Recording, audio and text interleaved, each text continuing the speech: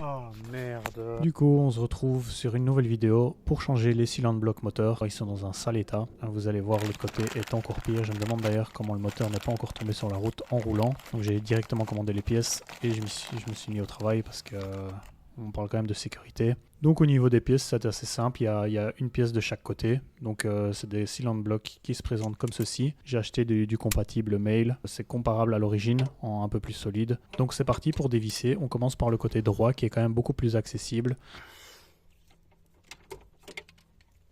Donc ici, comme vous voyez, il y a une grosse tige métallique qui tient tout le moteur en réalité. Et le support moteur est juste en dessous.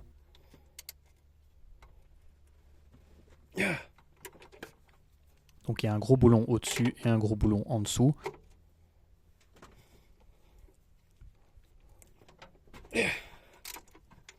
Comme vous avez vu au début de la vidéo, la pièce, en fait, c'est un cylindre bloc avec une tige métallique de part et d'autre. Elle est juste retenue par deux boulons en réalité.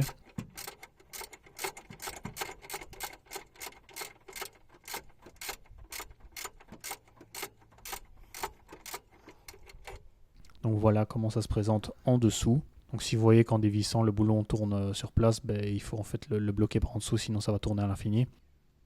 Personnellement, de ce côté-là, j'ai pas vraiment eu de soucis pour le dévisser. On a quand même la barre de renfort métallique qui est encore retenue par d'autres boulons. C'est des boulons un peu plus petits sur le dessus, donc c'est encore plus facile. Franchement, j'étais étonné parce que vu la tronche des boulons, ils avaient l'air bien rouillés, mais en réalité, ça a assez été. J'ai même pas utilisé de dégrippant ou quoi que ce soit. Je suis juste allé à la force. Faites bien attention à vos doigts. En mettant un gros coup de clé, parfois, la main part d'un coup et vous venez l'encastrer dans la voiture. Donc j'ai eu plusieurs fois le coup, mais à part ça, ça a été.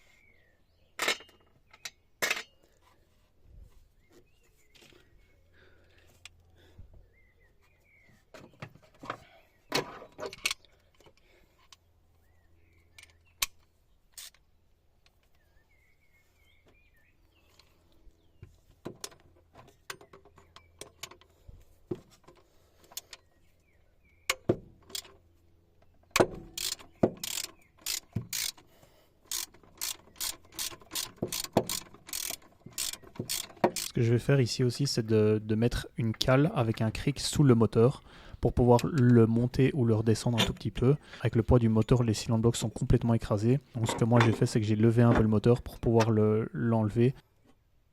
Une fois que tous les boulons et toutes les vis sont enlevés, ça s'enlève facilement. Et voilà un petit peu comment ça se présente. J'ai mis le cylindre bloc d'origine à côté du nouveau. Bon, celui-ci, comme je vous ai dit, il est encore en bon état.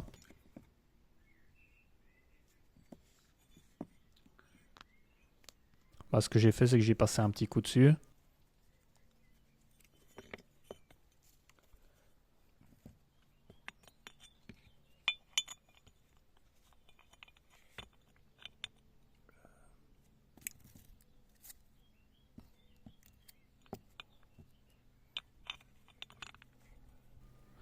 Et j'en ai profité pour remonter directement le nouveau.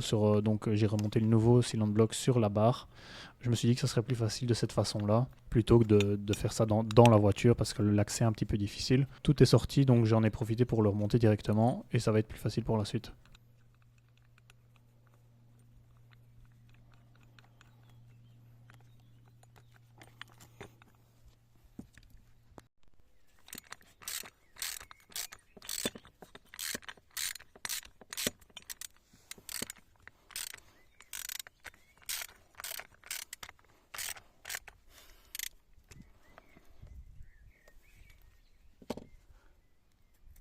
Ce que j'ai aussi remarqué, c'est qu'il y a une sorte de couche sur les nouveaux cylindres blocs qui s'effritent directement. Ils sont tout neufs, donc c'est un peu étrange.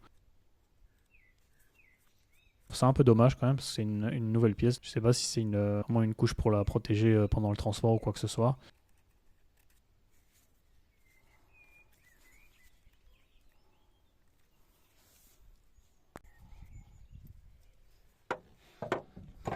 Donc ici on fait un peu de place avec la durite et le filtre à essence qui sont dans le passage. Et on vient repositionner directement la barre avec le cylindre bloc intégré.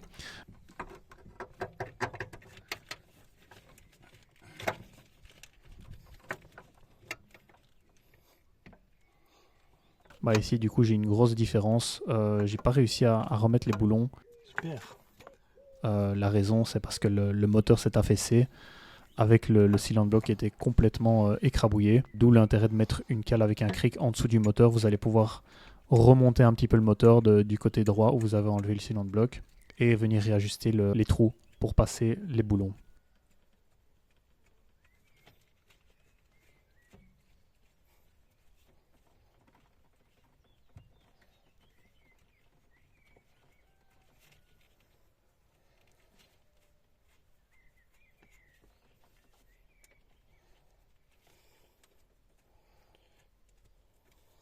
Donc on remonte tout en sens inverse.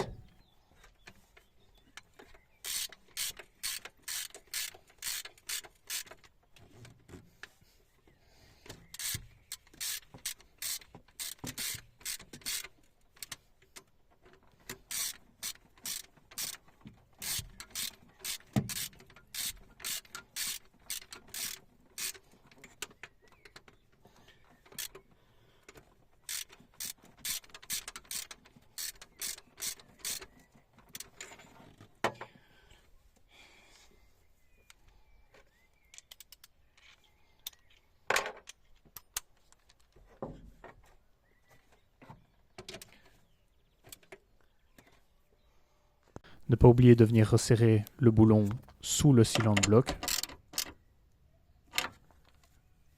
Et comme j'ai monté le moteur, je viens le rabaisser pour reposer le moteur sur le cylindre bloc.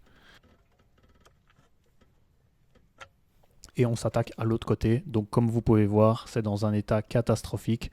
Le cylindre bloc est complètement écrasé sous le poids du moteur. Honnêtement, il est même fissuré, donc je ne sais pas quand est-ce qu'il a été changé, si c'est encore une pièce d'origine. Donc ici, la pièce est un petit peu plus difficile d'accès. Enfin, c'est vraiment typique de chez BMW, les moteurs sont quasiment tout le temps penchés. Ce qui fait que ça rend l'accès un peu plus compliqué. Vous n'aurez pas accès par la baie moteur, donc il faut passer sous la voiture, malheureusement. Ici, le moteur, il va s'affaisser une fois qu'il va être libéré de la barre de renfort. Regardez, 1, 2, 3. Donc très très important, faites attention qu'il ne vous tombe pas sur la tronche.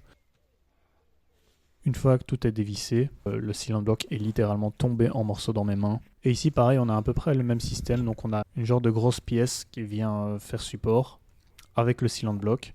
Et en plus de ça, on a une sorte de barre stabilisatrice, je ne sais pas exactement à quoi elle sert. Personnellement, moi j'ai décidé de ne pas la changer. Elle avait l'air dans un état global assez correct. Donc ce que j'ai fait, c'est que j'ai tout simplement nettoyé, un petit peu dégraissé. Et pareil que pour l'autre côté, j'ai remonté directement le cylindre bloc sur la barre de renfort pour avoir plus facile pour leur montage.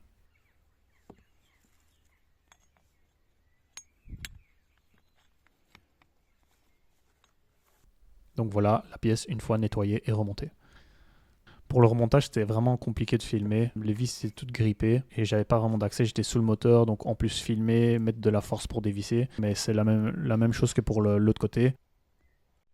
Une fois que tout est monté, donc tout est propre, tout est clean, moi il va falloir que je passe un bon anti-rouille sur le châssis de la voiture. Mais à part ça, le plus important est fait. Une chose que j'ai remarqué aussi après le remontage des cylindres blocs, c'est que le moteur maintenant semble beaucoup plus haut dans la baie moteur. Avec le poids du moteur, les cylindres blocs étaient complètement affaissés, ce qui avait fait descendre le moteur. J'ai l'impression qu'il est beaucoup plus haut et que le filtre à air vient vraiment à fleur du capot quand il est refermé. Donc je suis plutôt content de cette modification. J'espère que cette vidéo vous a plu, vous aura appris quelque chose. On se retrouve dans la prochaine. Ciao.